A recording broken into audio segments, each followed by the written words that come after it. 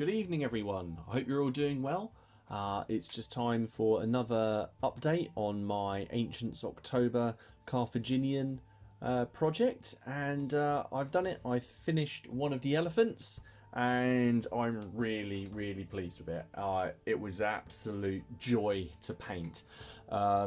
Anyway, here he is. So this is the Victrix set. And I've based it the same way I'm basing everything else. The reason it's not going around and around is my turntable is very simply run out of batteries. When I put it away last time, I think I might have hit it, and it's just been sitting there going around and around and around in the box for a while. So I apologise for that. So if it gets a little bit shaky, that's my fault. So anyway, here we are. So I'm really pleased with this. So this is from the Victrix set.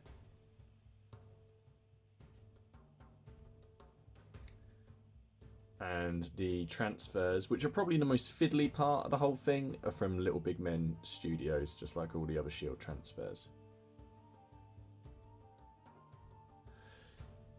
Now, because I had excess skirmishers in the Warriors of Carthage box, I decided to put a few on the bases here, running around the feet of the elephant. I've used that snow from my last video, as you can see here, and managed to impress some footprints and that as well. So I'm pleased with how that's come out. And also I've just tried to add some frost and snow onto the elephant and the howdah and everything on the back, but not overdo it too much. I don't see the point in doing all that work and then covering it up. So yeah. Things that sort of realised when doing this, the elephant itself was really easy to paint, which I wasn't expecting. So I am going to do a painting video on how I did this one, just if anyone's interested. Now, from what I've read and from what I know, the Carthaginians used African forest elephants. I looked at a couple of pictures, but I've just kind of gone with a does it look like an elephant kind of scheme for me, and I think it does. I'm pleased. I've managed to sort of get in some focus. There we go. Some variations in skin tones in the crevices, and I was quite pleased. So it's a mixture. All of this is a mixture of contrast paints and traditional paints, and as I say, it was pretty straightforward to do. The crew have been painted in the same scheme as my other Libyan infantry, so they all fit in with that. And the skirmishers are really easy to do. I just basically pick any kind of colours for them, just kind of stick into a scheme. And yeah, so this is on the same size base as my my infantry, so they all have the same sort of frontage.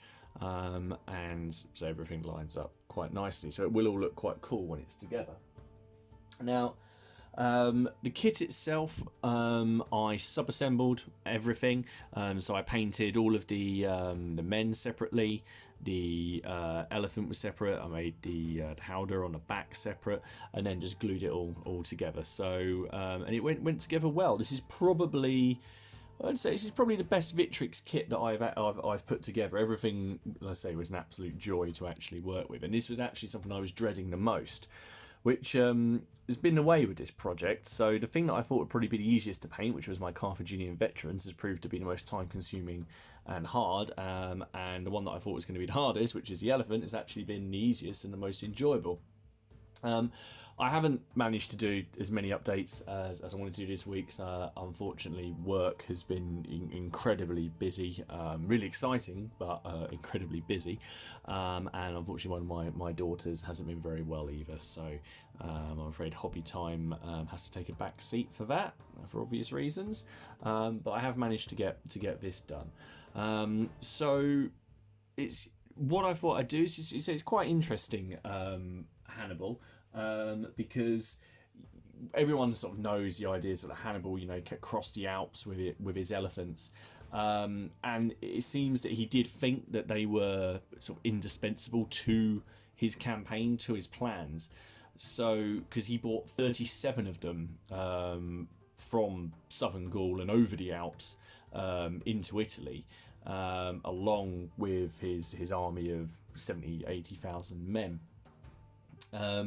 So yeah, he clearly put a lot of faith in their ability. We know that after Hannibal's army crossed the Alps, that only about 40,000 of his original men made it actually into Italy, but a figure isn't actually given for how many of the elephants survived. There's always these cool pieces of artwork where people have shown, like I say, cool, so it's tragic for the elephants, but it's a well-drawn picture of elephants toppling off of mountain passes, and men as they're attacked by sort of these tribes. However, we know that they definitely got there, because when Sempronius fought against him at Trebia, there were elephants there at that battle, because a light infantry detachment from the Roman side was sent to deal with them, and they would use their javelins and darts and try and jab under the tails, basically causing the elephants to go wild, and they would just stampede and attack both sides. Hannibal ultimately told his commanders to drive the elephants into the Gauls, who were actually fighting for Rome. Now, we know that after he won the battle, which is just a battle I'm basing around, it was a decisive victory for Hannibal. The Rome lost about 30,000 men. 30,000 men to only about, I think it's about 5,000 or 6,000 Carthaginians. But after that battle, there was a severe storm, and in northern Italy, but all but one of the elephants perished, and it was that elephant. I can't remember what it was called. I'll have to check that. But that was the elephant that Hannibal then used to sort of to ride himself on when he was then going through the swamps, which led sort of further into Italy. That's also one of the swamps where he then got an eye infection, and then because he was born again hard, he just cut his eye out, because why have a surgeon? So yeah, anyway, we know also then that later on at Cannae there were more elephants, so he was reinforced, and elephants were used in warfare before the Carthaginians and after the Carthaginians, so I can't really do a Carthaginian army and not have them. I think it's just amazing that they did get these things over the Alps. I mean, even the men were stopped in their tracks at some points. There was apparently a stone wall that was created by fallen boulders, or potentially put in the way by their enemies. And Hannibal came up with the idea, or his engineers came up with the idea of softening the stones with, by basically hacking holes in them, drenching them in vinegar, and then heating them to soften them up, and then hacking their way through to make a path that would be then wide enough for the elephants as well.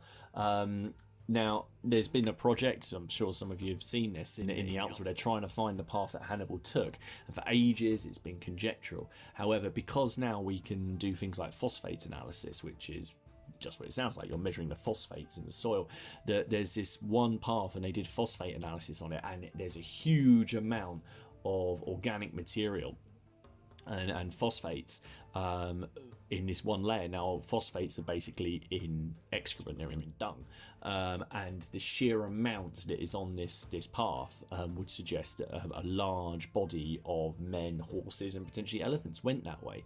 And the cool thing is as well that because there was organic matter in there, they could carbon date it, they could do C14 dating on it, and that actually broadly said that material was from the time period we're looking at, which is 218-219 BC. A carbon dating isn't that exact. You usually get at best sort of 30-year either side margin of error, but yeah, it's something that again, it's just piqued my imagination and a lot of other gamers, I think.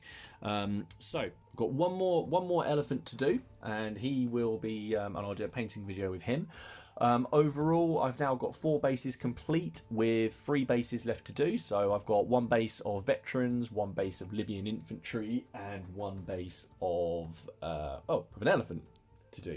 But I'm quite excited because something's just turned up, which I didn't actually know if it was going to turn up or not. So hang on, I'll just move my elephant out of the way.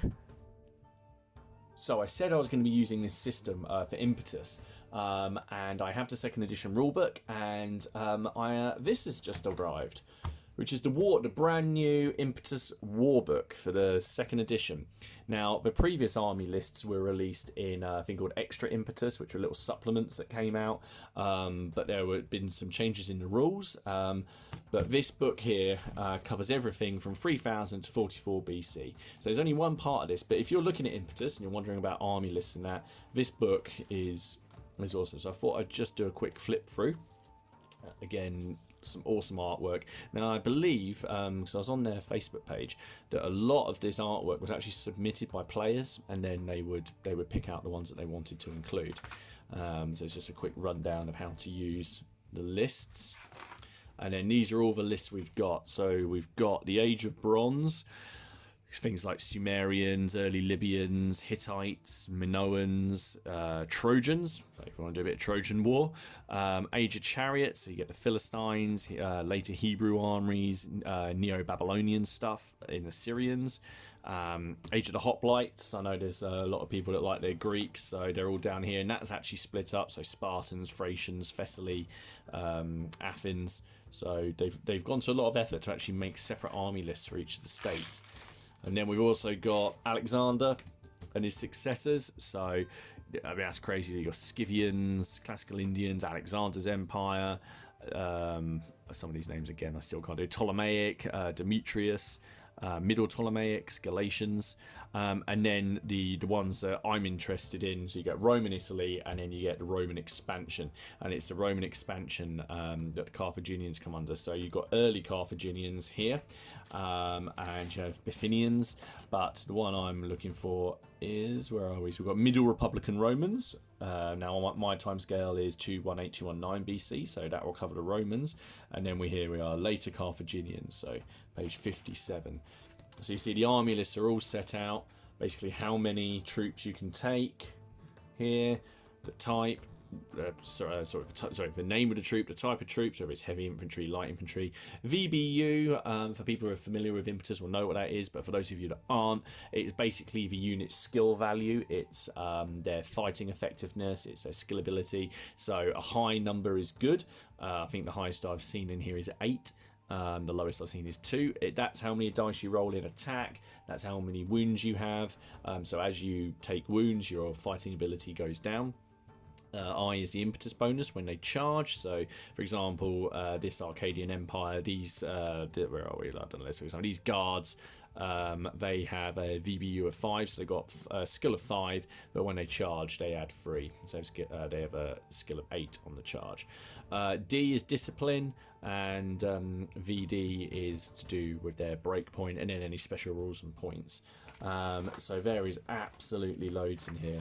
Again, more awesome artwork. I'm just going to flip through to the Carthaginians. So Alexander. Come on.